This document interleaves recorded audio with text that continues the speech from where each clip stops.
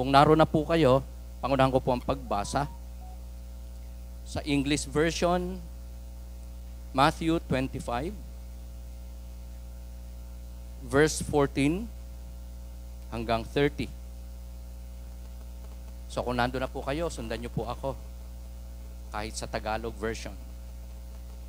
Ang segment title po nito, The Parable of the Talents. Again, it will be like a man going on a journey who called his servants and entrusted his property to them.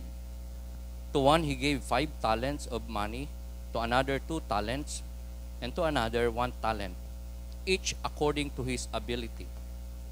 Then he went on his journey. The man who had received the 5 talents went at once and put his money to work and gained 5 more. So also the one with the 2 talents gained 2 more.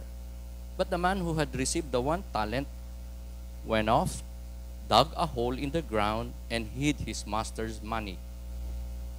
After a long time, the master of those servants returned and settled accounts with them.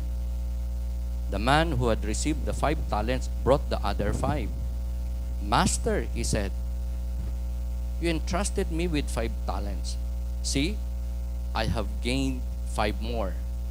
His master replied, well done, good and faithful servant.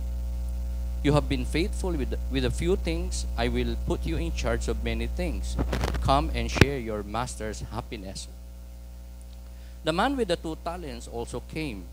Master, he said, you entrusted me with 2 talents. See, I have gained 2 more. His master replied, well done, good and faithful servant. You have been faithful with a few things. I will put you in charge of many things. Come and share your master's happiness. Then the man who had received the 1 talent came. Master, he said, I knew that you are a hard man, harvesting where you have not sown and gathering where you have not scattered seed. So I was afraid and went out and hid your talent in the ground. See, here is what belongs to you. His master replied, you wicked, lazy servant. So you knew that I harvest where I have not sown and gather where I have not scattered seed. Well then, you should have put my money on deposit with the bankers so that when I returned, I would have received it back with interest. Take the talent from him and give it to the one who has the 10 talents.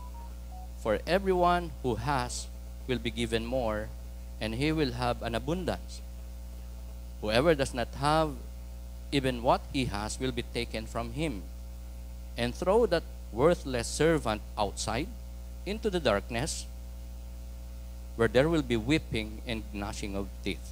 Ito po mga mapagpalang salita ng atin pong Panginoon. Ibahagi ko po sa inyo ang isang topic na o passage na napaka-familiar po sa bawat isa sa atin. And I am requesting na mag-concentrate po tayo mabuti today. I believe so, just like me, naninibago po tayo sa ating venue. At wala tayong kasanayan in this area. But then, by the grace of God, we can do it, mga kapatid. Just be open with the Lord, with the Holy Spirit na siyang nagtuturo ng katotohanan sa kanyang mga anak. So, in this passage na atin pong binasa a while ago, ay nakita natin na meron pong mga kapahayagan dito ang Panginoon patungkol sa kanyang muling pagbabalik. At yan po ay pinapatunayan ng mga preceding chapters ng atin pong from our passage today, chapter 25. Sa chapter 24 po ay makikita natin yung mga signs of tribulation na hindi pa po nangyayari, magaganap pa lang. Yung judgment na gagawin ni Kristo sa kanyang muling pagbabalik na sooner or later ay matutupad as promised ng ating Panginoon written in the scripture. So, in our passage today, nakita po natin ang isang master, di po ba, na naglakbay, umalis, pero muling bumalik matapos ang mahabang panahon. At sa kanyang mga pinagkatiwalaan ng kanyang mga resources, kayamanan o salapi, napakalaking kayamanan o pera, nakipagsulit siya o hiningan niya sila ng accounting sa kanilang mga tinanggap na mga resources na ipagkatiwala sa kanila ng master. So, nagkaroon po ng mahabang delay yung pagbabalik ng master at sapat yon para sila ay makasunod sa tagubili ng master para ipangalakal ang ipinagkatiwala sa kanila resources. Ito po ay nagpapakita rin sa ating panahong ito, yamang hindi pa bumabalik si Kristo as He has promised, ay seemingly sa marami ay a delay, isang pagkaantala. Pero ito po ay pinaliwanag din ng Scripture na pagkaantalang umaayon sa pangangailangan ng mga tao, especially the people of God, the chosen one, the elect, na makapaghanda sa muling pagbabalik ng ating Panginoong Jesucristo. Just like the servants, na sinabi niyang muli siyang babalik, so it gave them a lot of time na mangalakal, ipagnegosyo, palaguin yung property o resources na ipinagkatiwala ng Panginoon sa kanila. At sa muling pagbabalik ng kanilang master, datnan sila ng maayos at makapagsulit sila ng maayos sa kanilang tinanggap na resources mula sa kanilang master. So, ganun din po tayo as people of God. Habang hindi pa bumabalik si Lord, yun po isang malaking opportunity po sa atin para patuloy na hindi lang makapaglingkod sa ating Panginoon o makakilala, maligtas, kundi makapaghanda.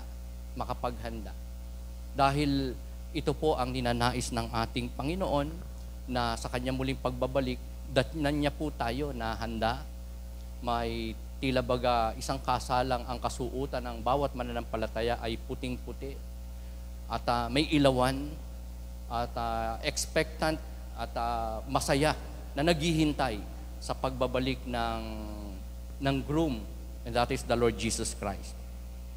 So, sa ating passage na binasa ay meron po tayong nabuo na topic na somewhat parang challenge o tanong o kaya ay parang decision na dating para sa bawat isa sa atin. The topic that I'll be sharing to you today ay pinamagatan ko po na choosing who we should gonna be.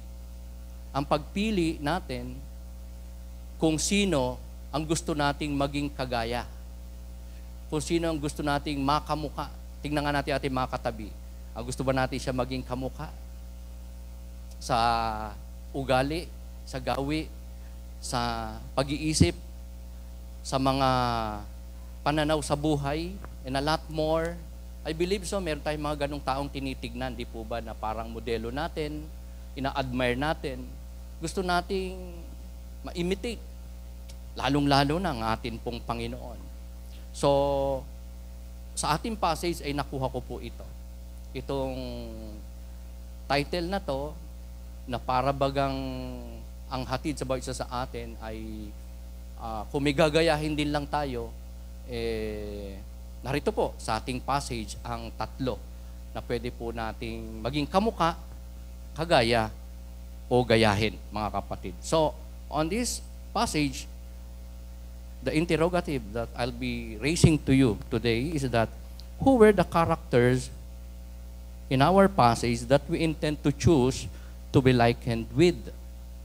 Sa atin pong passage ay meron po tayong makikitang tatlo na magkakaiba pong persona o characters, pagkatao, na na pwede po nating i-desire, intentionin, na maging kagaya o magaya natin, gayahin natin. At ang una po na character na pwede po nating pamarisan, gayahin, ay walang iba kundi yung pong trusting master. Pakisabi nga po natin, trusting master. Ang mapagtiwala na master. Sino po sa atin ang very trusting? Kasi ayokong tanungin nyo, sino po sa atin dito yung tamang hinala palagi, di ba? Yung bang kaluskus lang, akala na natin may masamang tao. Pag nakakita tayo ng taong medyo iba ang, di ba, ang kaitsurahan, pwedeng, di ba, mag-iisip na tayo ng masama o kaya baka matakot na tayo, baka masamang loob to, baka gawan ako ng masama nito. Okay, minsan hindi po maiwasan na mawalan tayo ng tiwala. Pero ito pong master na to ay may isang katangian napakaganda na nasa atin o mag-aya natin, walang iba kundi siya po ay mapagtiwala. Bakit? Kasi yung kanyang mga servant, bago siya umalis, pinagkatiwalaan niya sila ng mga talento. Pakisabi nga po natin, talent. Ang talent po ay sa ating passage ay described as money o kaya kayamanan. In fact, according to scholars, ang isang talento ay may katumbas na 20 years na salary. Ayan, sino po sa atin na nagtrabaho before sa company ng 20? Ako, 15 years lang ako nakapag-work sa aking company. My wife, ang aking namayapang asawa ay 22 years. So, ganun po kahaba na sweldo ang isang talento. And take note, sa ating passage, 3 servant, yun pong napagkatiwalaan ng mga talento. Yung una ay 5 talento. So, ilang 20 years yun? Time is 5, di ba? Yung pangalawang servant ay 2 talento. So, 40 years, salary yun. At yung huli na servant ay 1 talento. 20 years, salary yun. So, nag-experiment lang ako ng computation, rough estimate lang. Sa 500 na lang per day, lumabas sa aking rough estimate, yung unang servant with 5 talents ay napagkatiwalaan ng 18 million. Yung pangalawa ay 7.2 million pesos at yung huli, 1 talent ay 3.6 million pesos.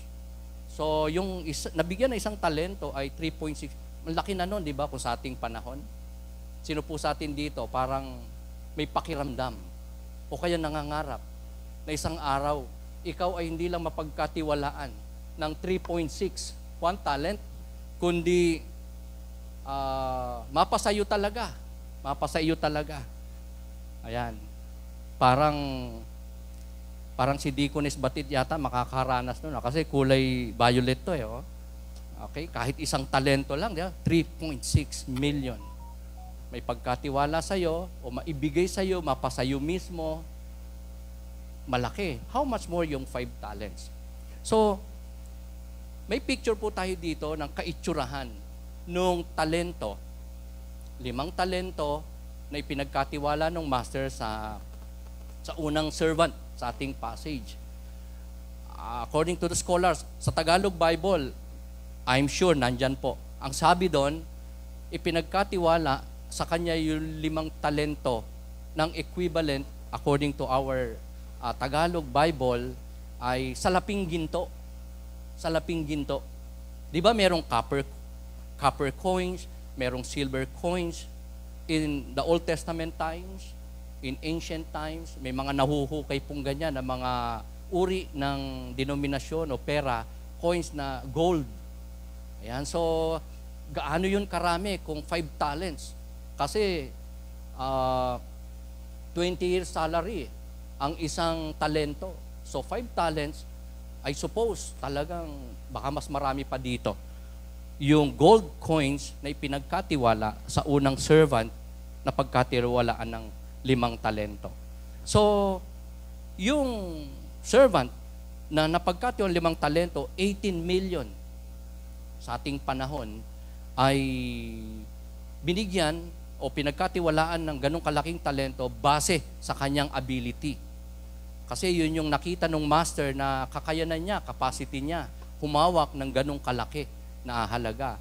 Yung pangalawa naman na servant ay pinagkatiwalaan ng 2 talents equivalent. Okay, computation lang to. 7.2 million in our money. Kasi siya ay average ability, may average ability. Ayon din sa kanyang kakayanan yung 2 talents. At yung may minimal ability, the third servant, ay pinagkatiwalaan lang ng isang talento.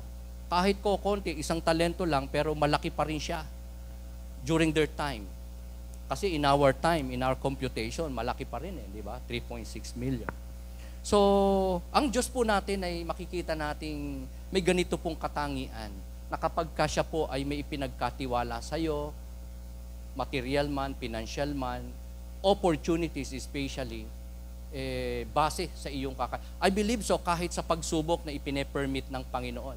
Di ba? Sabi ng Scripture, wala ka daw pagsubok na mararanasan na hindi mo kayang lampasan. Hindi magbibigay ang Diyos sa atin ng pagsubok na hindi natin kaya. Meaning, ang Diyos po natin, likened to this master na nagkatiwala ng mga talento sa kanyang mga servants, ay may ganun pong basis sa pagtitiwala, pag-entrust ng kanya pong property according to their respective abilities. Kaya tayo po ay for sure dapat maniwala na kung may mga tao po na nung mabigyan ng opportunity o napagkatiwalaan ng resources o nabigyan ng kapangyarihan, authority, rulership, nag-shrink back o kaya ay naging conceited o kaya ay umatras o kaya ay hindi niya kinaya, it's not because hindi niya kaya or lampas sa kanyang kapasidad yung naibigay. I believe so, most of the time, ang rason is that just like the lazy servant, just like the unfaithful servant in our passage, it's because siya ay naging matatakutin, nervyoso, siya ay naduwag, nagkaroon siya ng anxiety, o kaya naging tamad lang. Marami pong ganun ayaw ng responsibilidad, ayaw ng duty, ayaw ng accountability, not because hindi nila kaya, kundi sila ay naduduwag, natatakot, pinanghihinaan ng loob.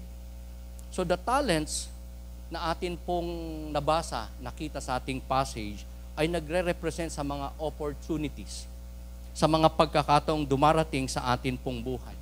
Kung saan pwede nating magamit ang ating mga abilidad, ang ating mga resources, ang ating capacity.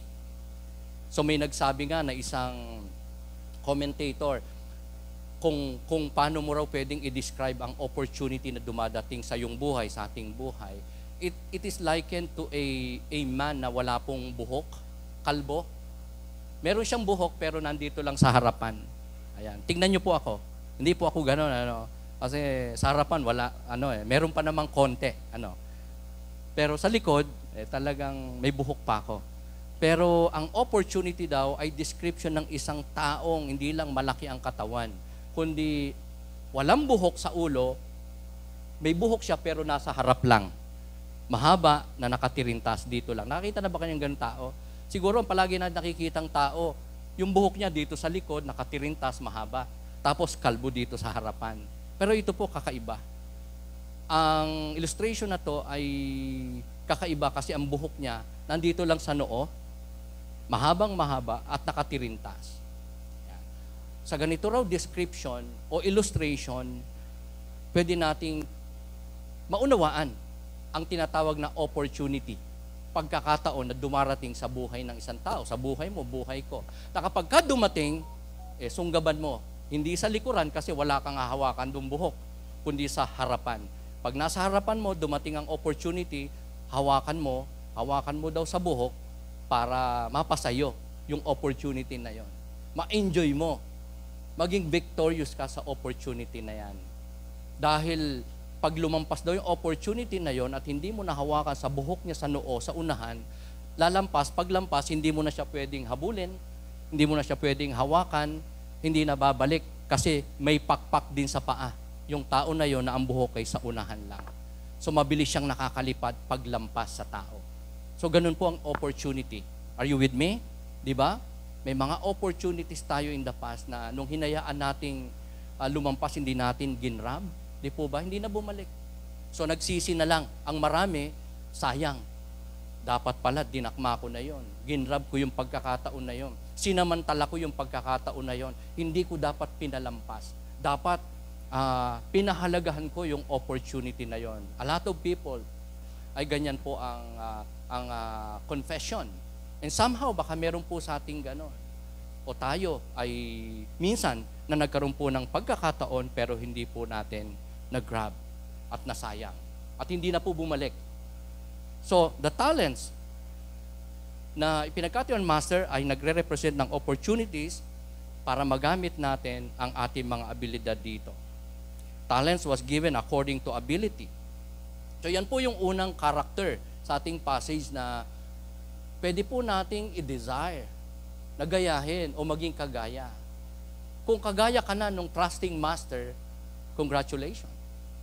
Ikaw ay mapagtiwala, ikaw ay isang master na resourceful, at meron kang magandang pananaw when it comes to stewardship dahil meron kang tiwala at may kakayanan kang mag-appropriate, mag-alat ng resources mo sa mga taong katiwa-tiwala. Sabi mo nga sa katabi mo, katiwa-tiwala ka ba? Ayan. Kasi meron po mga katiwaldas, di ba? Hindi katiwala eh. Hindi katiwa-tiwala, kundi katiwaldas. Amen? Na mapaglusday, hindi mapagkakatiwalaan, waldas, nagsasayang, di ba? Just like the prodigal son, di ba? Mapagwaldas po siya. Napagkatiwalaan po siya ng kanyang ama. Yung kanyang ama ay so trusting, di ba? Pero ano ginawa ng prodigal son? Nilustay niya ang kanyang kayamanan, ang kanyang mana. Alam niyo po ang Diyos natin, ever since the creation, siya po ay very trusting na talaga. Kasi si Adan, di po ba, pinagkatiwalaan ng Panginoon. Hindi lang niya nilikha si Adan, pinagkatiwalaan niya ng lahat ng bagay sa mundong ito. Di ba? God said to Adam, subdue the earth. Pamahalaan mo ang buong sanlibutan. Ang mga nilalang sa dagat, sa himpapawid, sa lupa, lahat pamahalaan mo. So siya ang ruler. Siya ang in control at may dominion sa buong mundo nung likhain ng Diyos si Adam. Pero di ba, sinayang ni Adam ang pagkakataon na yon sapagkat sila ay sumuway sa Panginoon. So yan yung unang character na atin po makikita sa ating passage, the trusting master. Ang pangalawa po ay yung faithful servants. Pakisabi nga po natin, faithful servants. Mga tapat na lingkod. Mga tapat na lingkod. Pinagkatiwalaan ng 5 talento, 18 million pesos. Yung isa naman na tapat na lingkod ay pinagkatiwalaan ng 2 talento, equivalent, estimated to be 7.2 million pesos sa ating panahon. So ang dalawang ito na servant ay naging tapat. Bakit? Kasi nung ipagkatiwala sa kanila napakalaking halaga na ito, immediately sila po ay nag-work. May ginawa po sila. Ipinangalakal nila yung pera, ininvest nila yung pera, pinalago nila yung pera as expected ng master. So, ito ay isang maganda rin na example ng mga faithful servants. O natin, as servants of God, na kapag ka ang Panginoon ay meron sa ating ipinagkatiwala o ipinagawa, we immediately obey God. Walang delay, walang sakana, walang teka-teka muna, kundi pag malinaw, klaro, na may utos ang Diyos, immediately we obey. Kasi yan po ang nakita natin na ginawa ng faithful servants na to, na pagkatiwala ng 5 talento, 2 talento, immediately at once, they put that talent to work for the Lord para mag-multiply, ma-please ang Diyos, ma-please nilang kanilang master, at yan po naging dahilan kung bakit sila po ay kinomend ng master. Nung bumalik na yung master, after matapos yung kanyang travel, at sila ay hininga ng pagsusulit, so, di ba, yung 5 ay naging 10 na talento. Napalago niya, nagdoble. Kaya ano ang sabi ng master sa kanila? Well done, good and faithful servant. The master replied to the servant na pinagkatiwalaan niya ng 5 talento na napalago niya at naging 10. Sabi niya, you have been faithful with a few things, I will put you in charge of many things. Come and share your master's happiness. Here is the commendation ng master sa servant ng 5 talents na naging tapat at mabuting lingkod. So, makikita natin mga kapatid na ang master dito ay natuwa, nalugod. Sabi niya doon sa servant na naging faithful for 5 talents, naging 10 talents. Magaling, sabi nung master. Tapat at mabuting lingkod, the master said to the servant. At ano pang sabi niya? Sabi niya sa kanyang servant na ito na naging tapat, "You have been faithful with a few things, I will put you in charge of many things. Come and share your master's happiness." So dito makikita natin na hindi lang kinumend, pinuri ng master ang kanyang servant na to, kundi pinromote pa niya.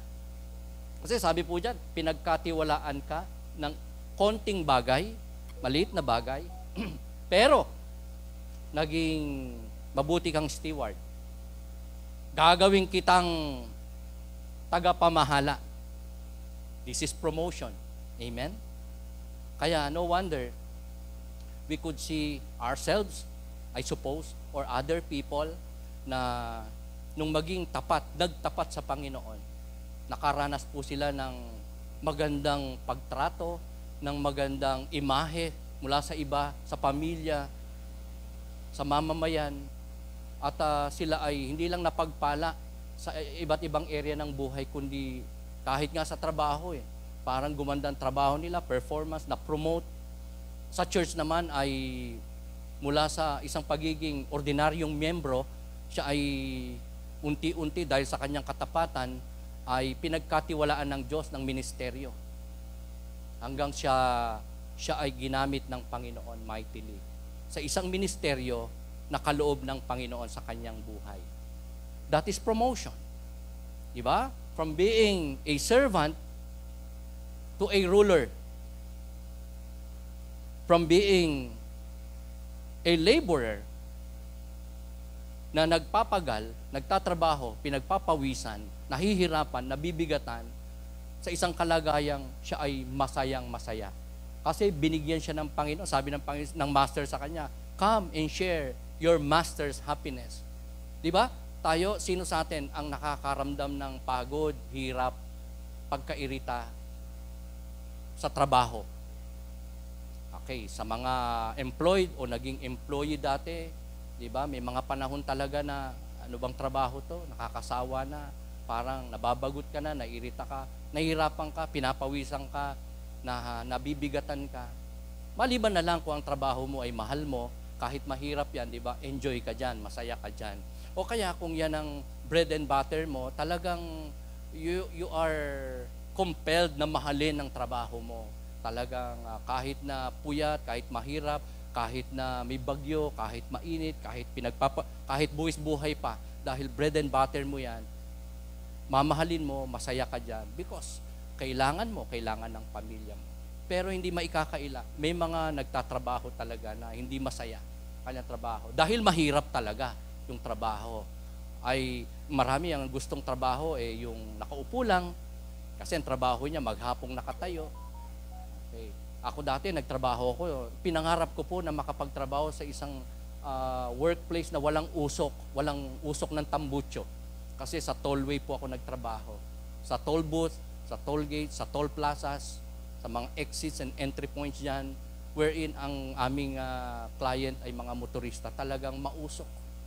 Alam niyo po, kung mangitim ang aming, hindi lang ilong ang nangingitim sa amin, pati po yung panyo na nasa likod ng aming back pocket, nangingitim yung kalooban ng panyo. Ganun po katindi.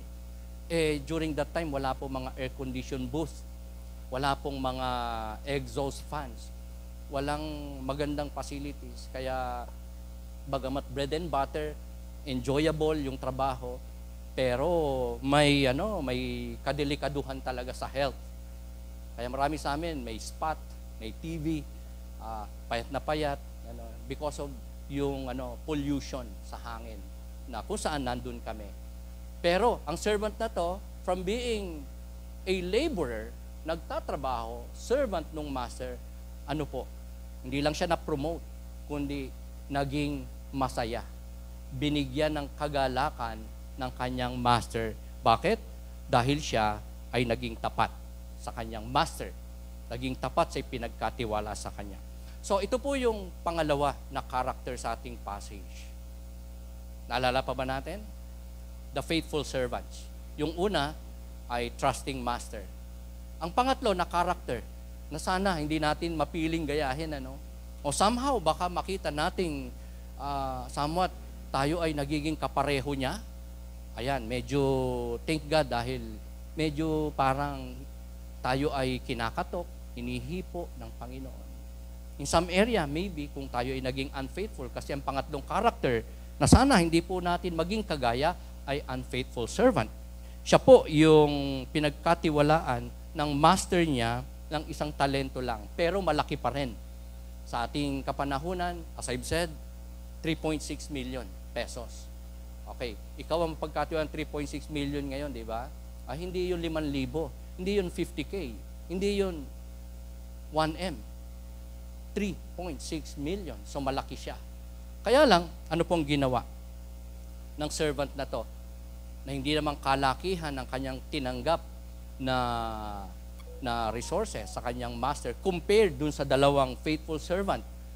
Di ba? Ibinaon niya sa lupa. Ibig sabihin, wala siyang ginawa dun sa talento. Hindi niya pinangalakal, hindi niya ininvest, hindi niya diniposito sa bangko para tumubo man lang.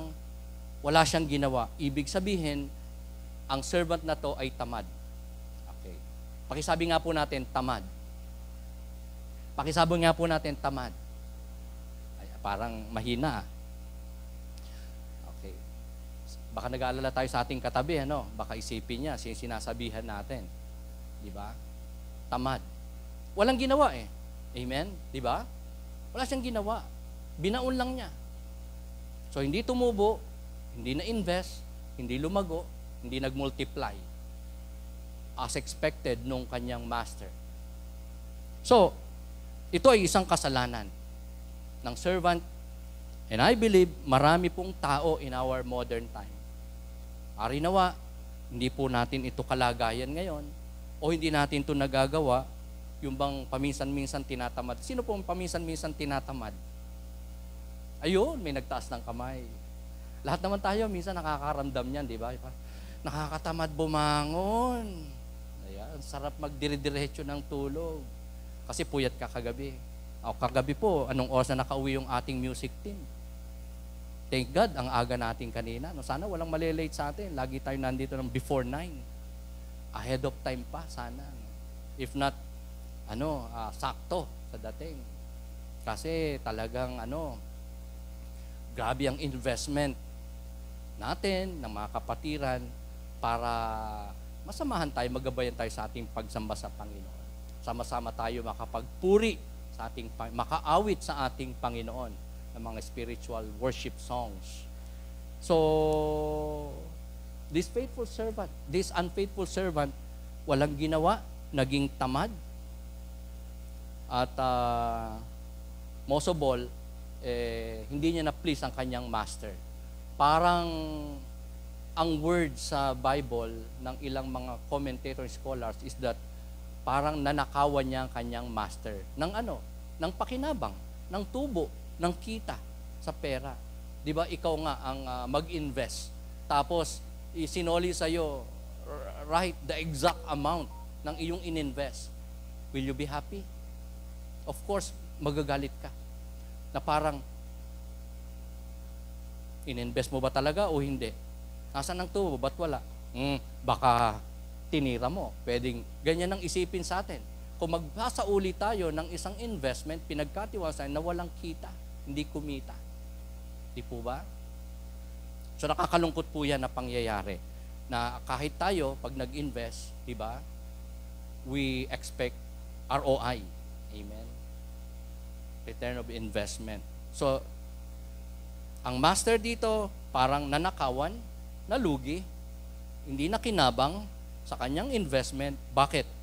Because of his servant na tamad at hindi tapat sa kanya. Mga kapatid, ito po ay isang, I believe so, reminder po sa atin. Warning po sa atin ng mga mananampalataya na na kapag tayo po nagkaroon ng opportunity galing sa Diyos, isang napakaganda, very timely na opportunity, i-grab po natin. Just like the two faithful servants na kinumend nung master. Bakit? Kasi kung hindi po natin i-grab by faith, hindi tayo mag-i-step of faith, hindi natin lalakasan ang ating loob, i-grab yung opportunity, una, hindi po tayo makikinabang. First and foremost, ang Panginoon na nag-permit ng opportunity na yan ay mag-grieve, masisiphayo, malulungkot ang Panginoon. Kasi tayo yung klase na takot, mabigo. Marami pong ganyan eh. Sa church, marami na po akong na encounter na binigyan natin ng pagkakataon na magamit ng Panginoon. Tumatanggi sila. Kahit prayer lang, tumatanggi. Kahit na magwalis-walis lang, tumatanggi. Bakit? Takot silang magkamali. Takot silang mapahiya. Ayaw nila ng responsibilidad. Ayaw ng accountability. Ayaw maabala. Ayaw mabigo. Ayaw malugi. Ayaw mag-invest ng time. And a lot more na rason. And marami, I observe na ang dahilan is that natatakot. Sabi mo sa katabi mo, natatakot ka ba? Tumanggap ng opportunity, ng ministry, ng work, ng trabaho, saan man, sa tahanan, sa company. Marami po kayang ganyan, pinopromote, ayaw. Di ba? Kasi dagdag responsibilidad. Baka magkamali ako. Todas ako dyan. Okay na buhay ko dito, okay na ako dito. Kahit maliit lang sweldo. Basta wala lang hassle. Wala nang mabigat na responsibilidad. Okay naman po yun, di ba? To play safe, to be safe. Maybe contentment po yun. Pero, in our passage, sa buhay po ng servant na to na naging unfaithful, ang mga dahilan is that hindi po biblical, mga dahilan niya is unacceptable at somewhat kasalanan ang kanya mga naging dahilan. Dahil takot ang kanyang naramdaman Ang kanyang in-entertain sa kanyang puso't isipan takot. 'Di ba sabi niya sa kanyang master, alam ko po na kayo po ay malupit. Umaani kayo sa hindi nyo tinaniman. Ayan. So, ako po'y natakot. Kaya itinago ko ang inyong pera para may bigay ko po sa inyo ng kumpleto. Anxiety, fear, na nakaka-paralyze sa isang tao gaya ng unfaithful servant na takot, mag-step of faith, lakasan ng loob para makaranas ng victory. Kaya hindi siya nakaranas ng victory o success, natakot kasi siya. Marami sa atin siguro, baka ito ang karanasan. Kaya tayo nagtagumpay sa isang parang malaki na responsibilidad o gawain o opportunity, nilakasan mo ang loob mo. Nag-step of faith ka. Ako po, nung tawagin ni Lord para magpaso, talagang kalahati ng puso ko, ayoko, takot talaga ako. At nahihiya ako. At sinasabi ko sa sarili ko, hindi ko kaya magpastor. Hindi ko kaya mag-preach. Hindi ko kayang mangalaga ng isang iglesia. Pamilya ko nga, hirap na akong pastoran Magdadagdag pa ako. Pero sa kabila rin ng aking puso't kaisipan, gustong-gusto ko din. Because it's a privilege. It's an opportunity. It's a great way para makapaglingkod sa magamit ng Panginoon mightily. So what prevailed for me is step of faith. By faith, Lord, kayo na pong bahala. I'm sure, kung tinatawag niyo ako dito, hindi niyo po ako pababayaan. Tutulungan niyo po ako, iingatan niyo po ako, susupply niyo ako ng aking mga pangailangan. So sa ating buhay, ganyan. Minsan may mga dumarating po sa ating opportunity, o kaya somehow baka may pumapasok sa ating kaisipan na parang posibleng mangyari sa hinaharap at natatakot tayo.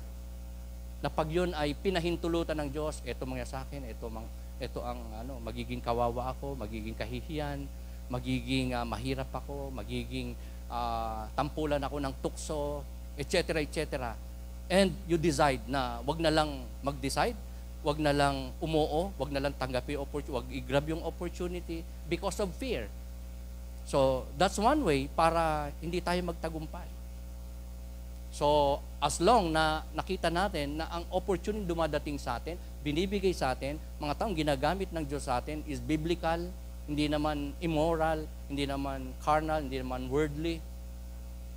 Oo, medyo parang complicated, may masasacrifice sa ilang area ng iyong buhay, o somewhat baka maging kalugihan mo sooner or later.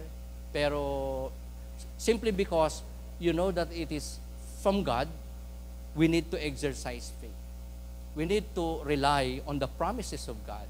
We need to depend on God. Yung bang, Lord, opo, yun yung mga possibility pwede mangyari, pwede akong malugi, pwede akong masaktan, pwede akong iwanan, pwede akong maging katitisuran, pwede akong maging isolated sa family, sa barkada, pwede akong maging tampulan ng tukso kapag ako ay nabigo, nag-fail, nagkamali, hindi nakapag-perform, hindi nakapag-deliver sa trabahong ito, activity na to. Pero dahil kayo po ay may pangako sa akin, hindi niyo ako bibitawan, hindi niyo ako iiwan, hindi niyo po ako pababayaan. So, be it, Lord. Step of faith. Bahala na po kayo. So, ang takot, ang kaba, ang pagdadalawang isip, ang pag-aalinlangan ay mawawala whenever we exercise faith unto our God. So, napaka-importante ng pananampalataya para ma-overcome natin ang takot at tayo ay maging faithful na servant ng ating Panginoon.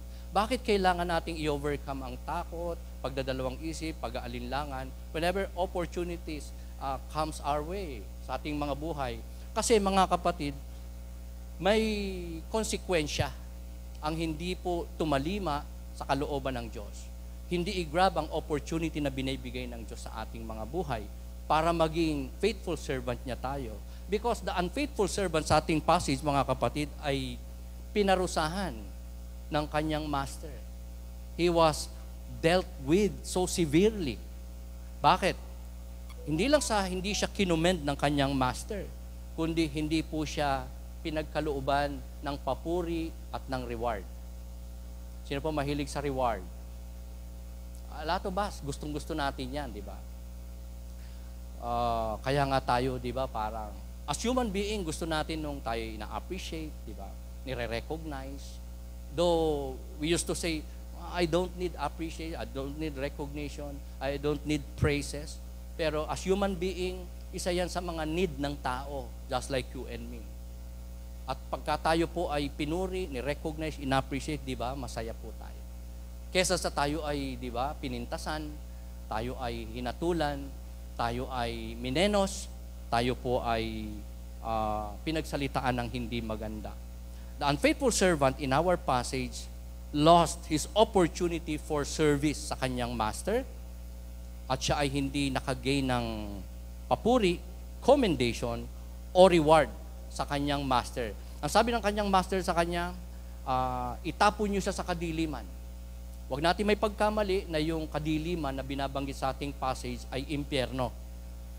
Kasi napakahirap na magtayo ng doktrina sa isang parable, sa isang earthly story, just like our passage.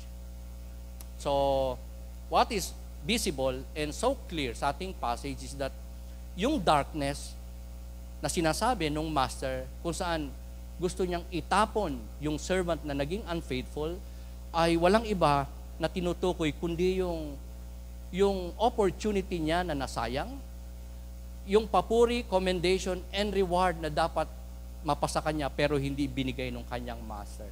Hanggang doon lang sana. Huwag nating i-complicate o dagdagan dahil, as I've said, mahirap na magtayo ng doktrina sa isang parable. In the first place, kung bibigyan natin ng spiritual na application, puro servants po sila. So parang sa isang kongregasyon, puro believer. O sa kalipunan ng mga tao, puro mananampalataya. Puro servant lamang, di ba? May isa na naging unfaithful. Parang sa iglesia ng Panginoon, anywhere else, di ba? Hindi naman lahat ay tapat. Merong nagsimulang tapat, pero sa banda-banda ron, naging unfaithful. Meron namang sa pasimula pa lang, unfaithful na. Pero, unti-unti, gradually, naging tapat, naging napakatapat, naging sobrang tapat. Di po ba? So, iba-iba po nakalagayan ng mga tao, even so ng mananampalataya, na pare-parehong servants ng Panginoon. And there are lots of Christians, faithful naman talaga. Pero at one point, nakakakommit ng unfaithfulness. Yung iba, talagang hindi na makabangon doon. Nade-desperate na. Naglulunoy na. Hindi nagsimba ng isa, dalawa, tatlo. Ay, nasimulan ko na tuloy-tuloy ko na to. Mga ganun po ba? Pero marami ang tumatalikod sa naging unfaithfulness na nananauli pa rin ang kalooban ng Diyos na masunod sa kanyang buhay. At yun ay from being unfaithful at one point, pero hindi na natiling unfaithful, kundi nagbalik sa dati niyang kalagayan na tapat sa Panginoon. So, on this topic na pinamagatan ko po na choosing who we should gonna be. Pagpili, pagde-desire, pag-i-intensyon na kung sino bang gusto nating maging kagaya. Trusting master ba? Okay, meron po tayong acrostic word para madaling tandaan. TM, hindi po touch mobile FS, hindi po financial statement, hindi US na United States, kundi trusting master, faithful servants, unfaithful servant.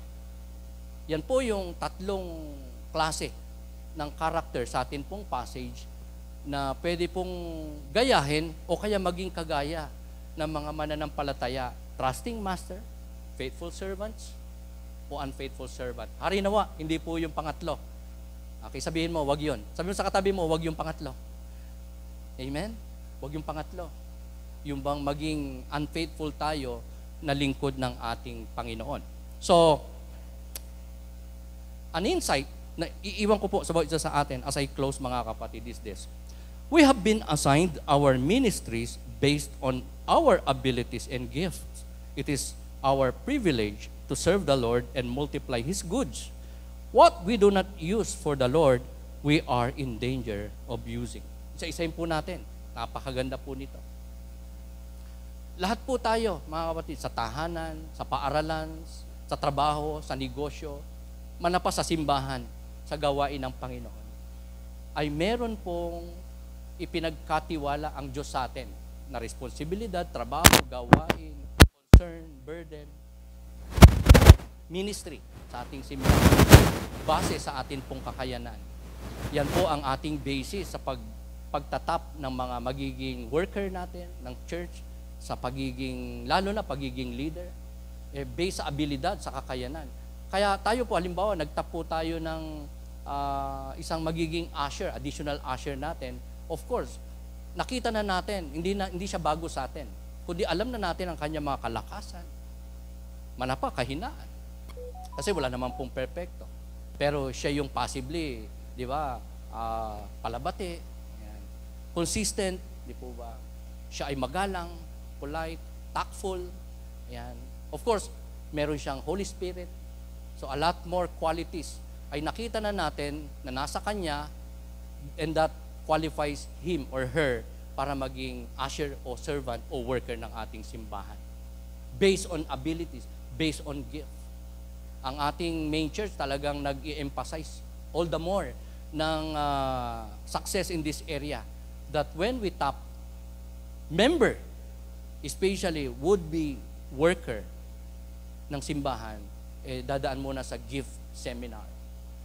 Yung bang hindi lang kami na magtatap, magmo-mobilize ng membro para maging worker, kundi ikaw mismo, malaman mo kung gifted, kung saan ka gifted, ano ang abilidad mo, kapasidad mo, para pag tinanggap mo yung opportunity, yung ministry, yung work, yung task, most likely, kampante ka.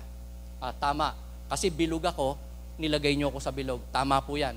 Okay ako dyan. Hindi yung, halimbawa, tinap kang mag-song lead, pero parang hindi ko kaya kasi alam mo, sintonado ka, di ba? Ayun. So, tatanggi ka. Pag tinanggap mo yon, hindi magiging lapat po yon, di ba? So, most likely tayo, sa pagpili natin, somehow, gifted siya doon, may ability, may kakayanan. If not, magkakaproblema siya. Di po ba? Hindi niya kakayanin. Okay. Hindi mag-glorify ang Panginoon. And somehow may mga Christians na pag tinap mo sa ganitong Pastor, parang mas effective ako dito. Bakit? Kasi ganito, ganyan po. Okay. Minsan sila talaga nakakaalam. Ikaw talaga nakakaalam kung saan ka may kalakasan, saan sa palagay mo ikaw makakabigay ng glory kay Lord, saan ka magiging effective, saan ka magagamit ng Panginoon mightily sa body of Christ, sa simbahan ng atin o sa gawain ng ating Panginoon. So we have been assigned our ministries based on our abilities and gifts. And it is a privilege, isang pribilehiyo na makapaglingkod sa Diyos. Di ba? Kapag ka ikaw ay na-hire sa in-applyan mong trabaho, kahit pa siguro ordinaryong employee ka lang, clerk lang or messenger lang, o kaya ay kahit na janitor lang, pero ang boss mo naman ay senador, o kaya congressman, o kaya vice president, o kaya presidente. Di ba? Proud ka. Di ba? Yung mga aid lang ng mga famous na tao, taga-bit-bit lang ng damit, taga-maneho lang, driver lang. Di ba? Gustong-gusto kaya nila yan. Sa ating presidente, ganyan po.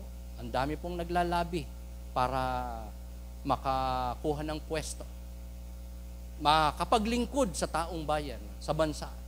Gagawin ng lahat para makasama lang si Bongbong. Makasama lang yung taong gustong-gusto nila. Na makatrabaho, maging amo, maging boss, o maging kasama sa workplace. So, we've been assigned a ministry based on our gifts and talents and resources. And it is a privilege na yung mga yon magamit natin sa Panginoon. Makapag-serve tayo sa Panginoon. Na yung mga talento na yung capacity, ability, resources na ipinagkatiwala sa atin, hindi po natin masayang. Hindi masayang. Marami pong in-entrust si Lord sa atin. Oras, talento, talino, a lot more. Later, mag-share po ako sa inyo ng ilang mga kaloob ng ating Panginoon. Somehow, madidistinguish po natin, madidiscern natin, nasa atin pala yun. So, anong dapat natin gawin? I-invest sa Panginoon. Gamitin sa labas, sa trabaho, sa pamilya, sa workplace mo, sa company mo, sa negosyo mo. Pwede mo yun na i-invest. For the glory of God. Kasi Christians po tayo. Not for our own glory, but for the glory of God. Dahil yung mga kaloob na yon, resources, gift, abilities, na nasa atin, pinagkatiwala ng Diyos, pag hindi po natin na-handle, nagamit, appropriately, accordingly, biblically, according to the plan, sovereign plan ng Diyos sa ating buhay, pwedeng mawala. Pwedeng kunin o bawiin ng ating Panginoon. Kahit buhay pa yan, ay pwedeng bawiin ng ating. Kaya, no wonder, marami pong Christians namamatay ng bata, namamatay bigla. Bakit? Because of unfaithfulness. Dahil merong kaloob ang Diyos sa kanya, ayaw niyang maglingkod. Gusto niya yung sarili niyang paraan, kagustuhan, diskarte, kaligayahan, at hindi na yung kalooban ng Panginoon. No wonder, God said, since ayaw mo, since hindi kita mapakinabangan, since ayaw maglingkod sa akin, hindi na ako mag-glorify sa iyo. So, this grace ang maibibigay mo sa akin. No wonder, meron pong gano'n na mga case kung saan kinukuha na lang ng Diyos ang kanyang mga lingkod. Pinagpapahinga na lang sa langit. Kasi hindi na magagamit eh. Ayaw na maglingkod eh. Are you with me? Okay, so what we do not use for the Lord, we are in danger of losing.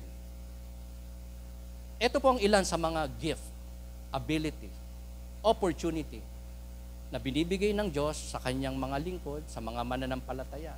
Sa 1 Corinthians 12:7-11, ang ilan sa kanila, sa atin, ay nabiyayaan ng karunungan, ng talino, ng pananampalataya, ng kakayanang magpagaling sa pamamagitan ng prayer o kaya pamamagitan ng gamot, miraculous power, yung makapag-prophesy ng salita ng Diyos, makapag-preach ng salita ng Diyos, makapagpahayag ng mga kung anong kalooban ng Diyos, kung ito bo'y galing sa Diyos o hindi, distinguishing between spirits, makapagsalita ng iba't ibang wika, makapagpaliwanag ng mga iba't ibang wika.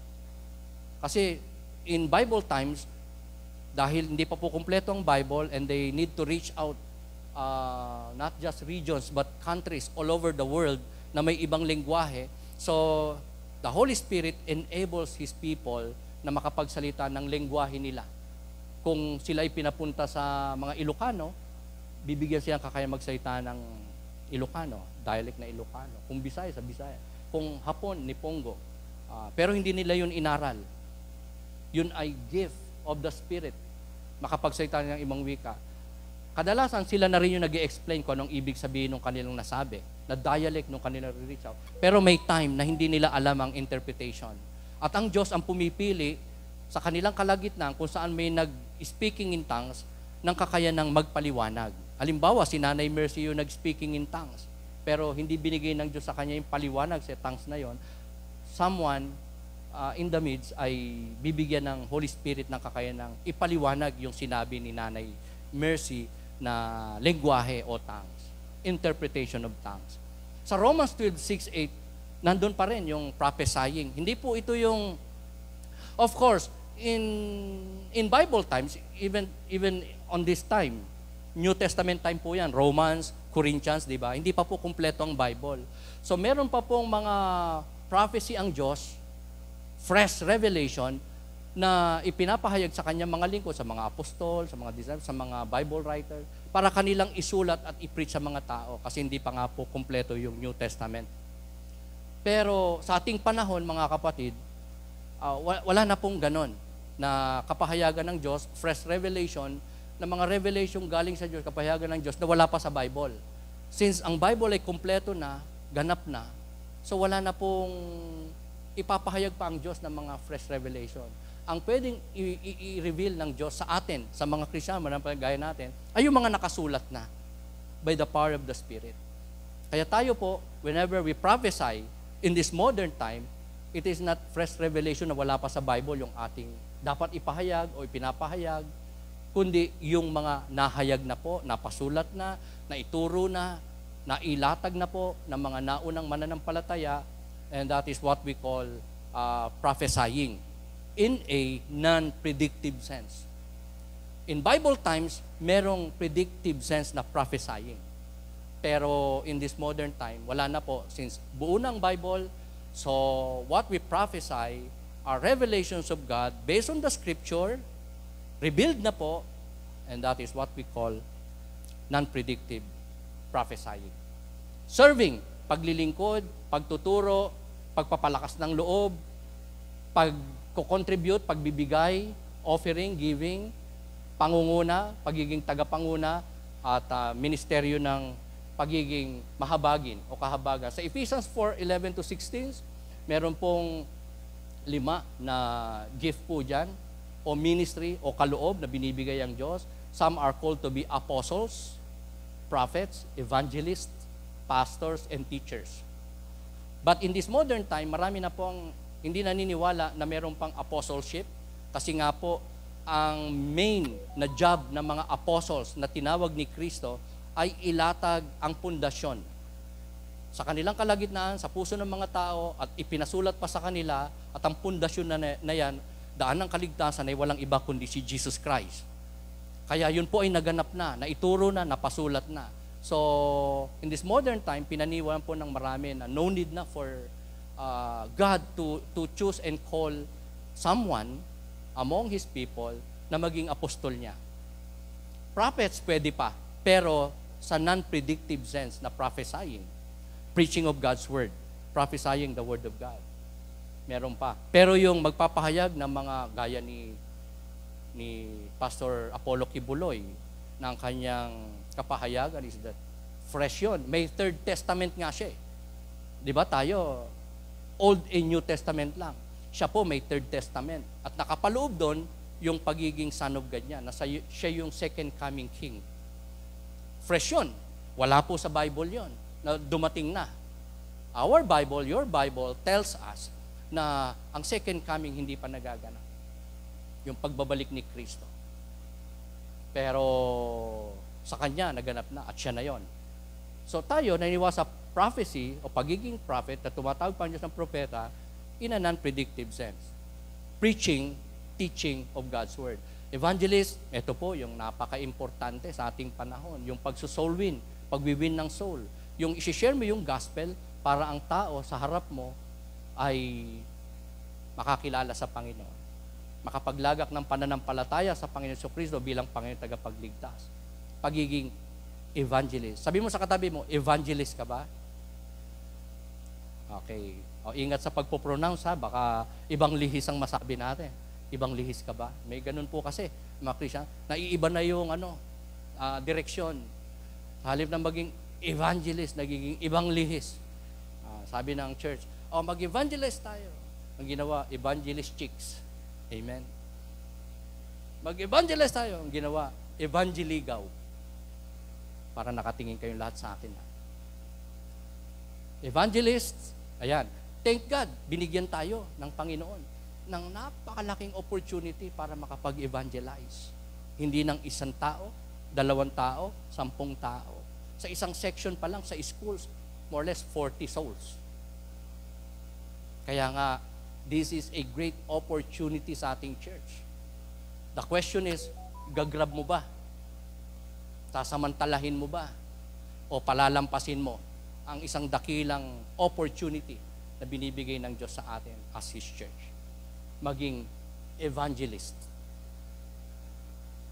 Kasi kung hindi ka maging evangelist, baka maging ibang lihis ka. Amen? Most likely. Kasi in-expect ng Diyos to, na tayo nagwi-witness. Nagiging saksi tayo. Nagpapatuto tayo kay Kristo sa ibang tao, sa maraming tao. Eto na po yun. Daan-daan. Baka somehow, maging libo-libong kaluluwa ang atin pong maabot. Mapagpahayagan salita ng Diyos. Dahil hindi lang 2, 3 paaralan, 4 na po ngayon. May possibility pa, God willing, hindi lang buong Carmona ng mga schools, kundi buong Cavite ay maabot ng salita ng Diyos sa pamagitan po natin. Thank God, marami na pong sumamas. Marami pinadala si Lord ng mga manggagawa. Pero since sa atin po ito binuksan ng Panginoon, the opportunity lies in our midst. Tayo po ang unang-una na pwede pong mag-grab ng opportunity na ito. Pastors and teachers are gifts. Regalo ng Diyos sa iglesia, sa mga mananampalataya. Pastors. Not all teachers are pastors, pero a lot of scholars, commentators, even ako, naniniwala all pastors are at the same time gifted sa pagtuturo. Teacher din at the same time. So, wala kang makikitang pastor na hindi nagtuturo. Dapat nagtuturo. Pero may makikita kang teacher ng Word of God na hindi pastor. Some of you, nagtuturo sa salita ng Diyos, pero hindi ka pastor. That's possible. Kaya sabi mo sa katabi mo, pwede kang maging Bible teacher. Kung ayaw mo maging pastor, di ba? That's also a gift o ministry kaloob from the Holy Spirit. So I propose one thing, mga kapatid, as I close. Pwede ba natin basahin to sabay-sabay? Okay? Ready? 1, 2, and 3.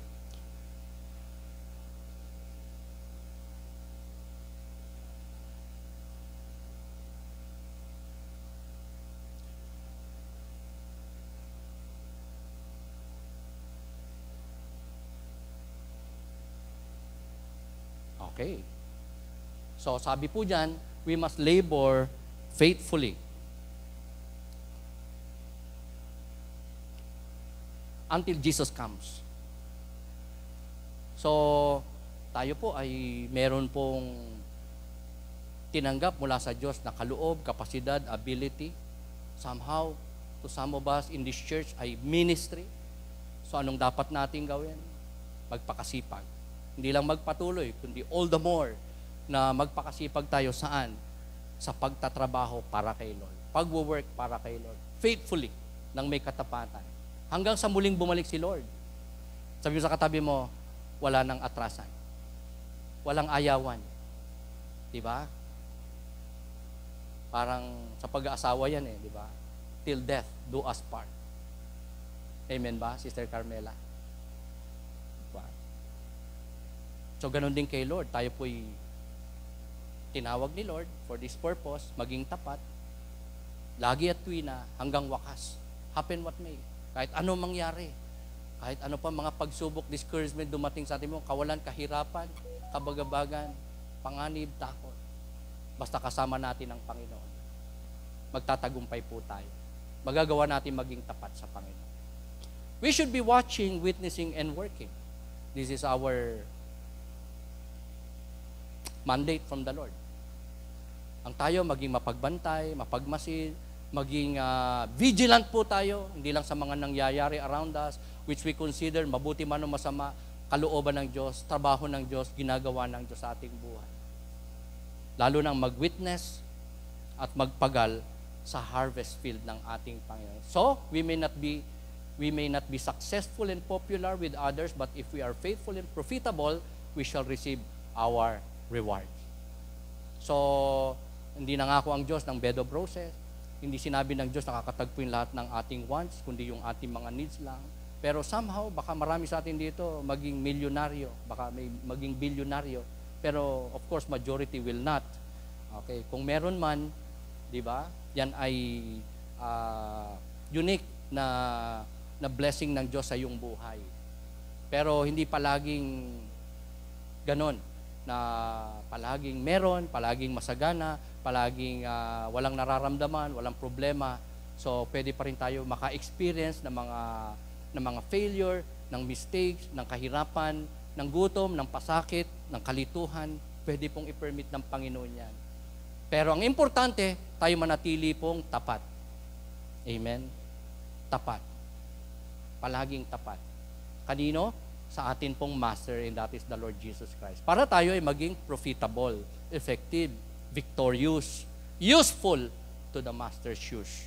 Para meron tayong matanggap na reward at pagpapala, not just in this life, most of all in the life to come. Okay, so on this topic na somewhat, sabi ko nga kanina, parang challenge, ano po ang dating? Kaya nilagyan ko ng question mark sa dulo, choosing who we should gonna be. Ang pagpili, ang pagde-desire, kung sino bang gusto natin maging kamukha sa ating passage.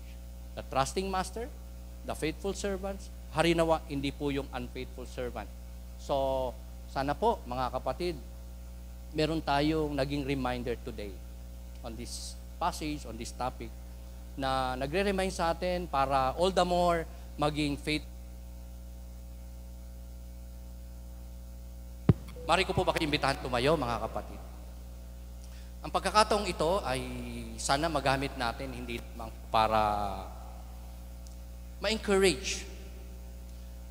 Hindi lamang para, of course, mag-step of faith po tayo. Dahil binigyan tayo ng Diyos na marami pong talento, resources, gift, buhay, lakas, panahon, karunungan, kakayanan. So, if God required us na i-invest ito sa Kanya, sa Kanyang gawain, sa Kanyang kalooban, sa loob at labas ng simbahang ito, wag po tayo mag-hesitate. Dahil iba pagka kay Lord ka naglingkod kesa sa tao. Ang Diyos pag nagpala, sobra-sobra, sapat. Ang tao pag pinaglingkuran mo, kahit gaano pa siya kayaman, kasikat, ka-influential, pwede pa rin maging limitado. Pwedeng maging kulang. Pero sa ating Panginoon, na atin pong paglilingkuran, pagpapahayagan ng ating katapatan, pag-aalayan ng anong meron tayo na nire-recognize natin galing sa Kanya, ire-reward ng ating Panginoon. So kung tayo po ay naglingkod na kay Lord, may ministeryo na, the challenge is patuloy tayo maging tapat sa ating Panginoon.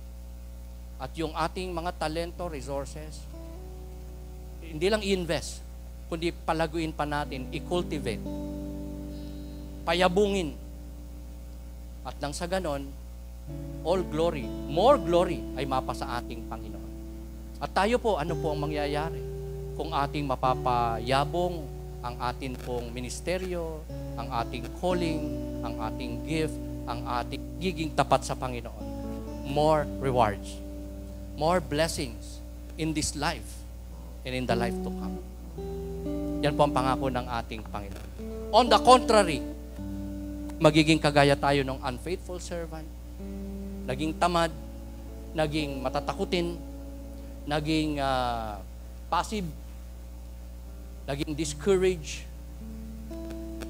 in-entertain at na-paralyze ng kanyang anxiety, o ayaw niya na maabala, ayaw niya na mag-sacrifice ng time, ng effort, ng resources para sa Master's use, Master's glory.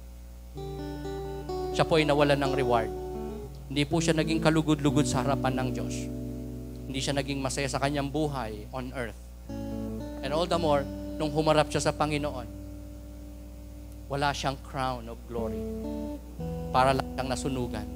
Ligtas pero walang reward. Walang commendation. Wala siyang narinig na, well done, my good and faithful servant. Let's bow our heads. Sa mga kapatirang naririto na merong naging reflection, enlightenment on this topic, sa salita ng Diyos, kung may pinakita ang Diyos sa iyong puso, may ipinaunawa ang Diyos sa iyo, contain it in your heart. Inourish mo yan. Pagyamanin mo yan. Kung yan ay utos, challenge sa iyo ng Diyos. Step of faith ka. Somehow may takot ka, pero ang tignan mo yung Diyos. Don't ever look and focus on what the future holds. Instead, focus on who holds the future for you. And that is God. Commit to Him. Place your faith in Him. Panghawakan mo ang kanyang pangako, salita, kapangyarihan, himala sa iyong buhay. As long na alam mo, kalooban niya iyong gagawin, susundin ang kanyang ipinananawagan sa iyo. As you commit and obey, you will experience the abundant grace and mercy and blessings and reward of God in your life. You will get promoted. You will be happy. You will be useful. You will indeed become channel of God's blessing unto others. And the Lord will be pleased and glorified in your life. Trust God, commit to Him, have faith in Him, serve Him, be faithful to Him, and you will be blessed. Aming dakilang Diyos, maraming salamat po sa mga kapatid ang naririto na ang puso nakaunawa sa inyong salita. Willing na isubi sa kanilang mga puso inyong salita. Higit sa lahat, sundin, isagawa, i-apply ang inyo pong banal na kalooban sa kanyang mga buhay.